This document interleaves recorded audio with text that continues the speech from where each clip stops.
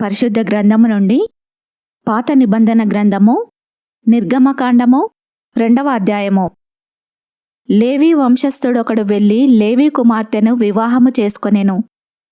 ఆ స్త్రీ గర్భవతి అయి కుమారుని కని వాడు సుందరుడై ఉండుట చూచి 3 నెలలు వానిని దాచెను. తర్వాత ఆమె వాని దాచలేక వాని కొరకు ఒక జమ్ము పెట్టె తీసుకొని దానికి జిగటమన్నును కీలును పూసి అందులో ఆ పిల్లవానిని పెట్టి ఏటి ఒడ్డున జమ్ములో దానిని ఉంచగా వానికేమి సంభవించునో తెలుసుకొనుటకు వాని అక్క దూరముగా నిలిచియుండెను. ఫరో కుమార్తె స్నానము చేయుటకు ఏటికి వచ్చెను.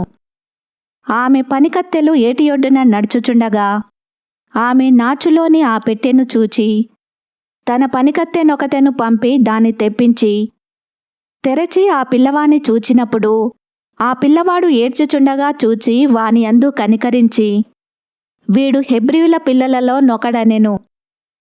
అప్పుడు వాని అక్క ఫరో కుమార్తెతో, నీ కొరకు ఈ పిల్లవాని పెంచుటకు నేను వెళ్ళి హెబ్రీ స్త్రీలలో ఒక దాదిని పిలుచుకొని వత్తునా అనెను.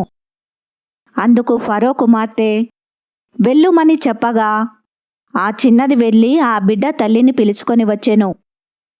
ఫరో కుమార్తె ఆమెతో, ఈ బిడ్డను తీసుకొని పోయి నా కొరకు వానికి పాలిచ్చి పెంచుము, నేను నీకు జీతమిచ్చదనని చెప్పగా ఆ స్త్రీ ఆ బిడ్డను తీసుకొని పోయి పాలిచ్చి పెంచెను. ఆ బిడ్డ పెద్దవాడైన తర్వాత ఆమె ఫరో కుమార్తె యొద్దకు అతని తీసుకొని వచ్చెను. అతడు ఆమెకు కుమారుడాయెను. ఆమె నీటిలో నుండి ఇతని తీసితినని చెప్పి అతనికి మోషే అను పేరు పెట్టెను.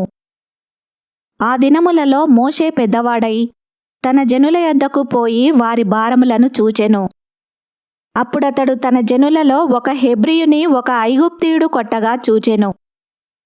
అతడు ఇటు అటు తిరిగి చూచి ఎవడునూ లేకపోగా ఆ ఐగుప్తీయుని చంపి ఇసుకలో వాని కప్పిపెట్టెను. మరునాడు అతడు బయట నడిచి వెళ్ళుచుండగా హెబ్రీయులైన మనుషులిద్దరూ పోట్లాడుచుండిరి. అప్పుడతడు అన్యాయము చేసిన వాని చూచి నీవేళ నీ పొరుగువాని కొట్టుచున్నావని అడుగగా అతడు మా మీద నిన్ను అధికారినిగాను తీర్పరినిగాను నియమించిన వాడెవడు? నీవు ఆ ఐగుప్తీయుని చంపినట్లు నన్నును చంపవలనని అనుకొనుచున్నావా అనెను. అందుకు మోషే నిశ్చయముగా ఈ సంగతి బయలుపడెననుకొని భయపడెను. ఫరో ఆ సంగతి విని మోషేను చంపచూచెను గాని మోషే ఫరో ఎదుట నుండి పారిపోయి మిద్యాను దేశములో నిలిచిపోయి ఒక బావి యొద్ద కూచుండెను. మిద్యాను యాజకునికి 7 కుమార్తెలుండిరి.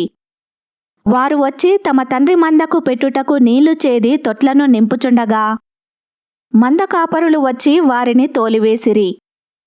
అప్పుడు మోషే లేచి వారికి సహాయము చేసి మందకు నీళ్లు పెట్టెను. వారు తమ తండ్రి అయిన రగుయేలు నొద్దకు వచ్చినప్పుడు అతడు నేడు మీరింత త్వరగా ఎట్లు వచ్చితిరనెను.